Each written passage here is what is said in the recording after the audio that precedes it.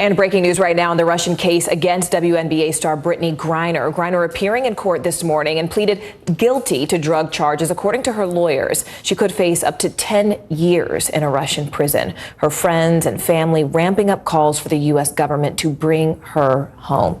NBC News reporter Matt Bodner has been following the story for us from London. Matt, bring us up to speed here. What actually happened inside that courtroom today? And did Griner speak at all during that hearing? But as we understand, there were two prosecution witnesses in the courtroom today. But ultimately, as we heard from her lawyers, Griner did speak and admit guilt on all charges. She's facing actually two different counts under the Russian criminal code, one for smuggling drugs, the other for possession, essentially, of a significant amount of drugs. And these together have substantial penalties, substantial prison time. Just the one count of smuggling alone could see her issued with 10 years in prison. Now, we're not there yet. Just because she's admitted guilt does not mean that this process is over.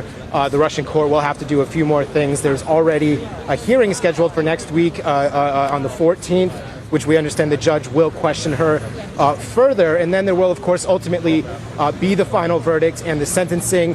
Of course, when she's admitting guilt, there will be no surprise, but it's important to emphasize here, Russia has an astonishingly high conviction rate.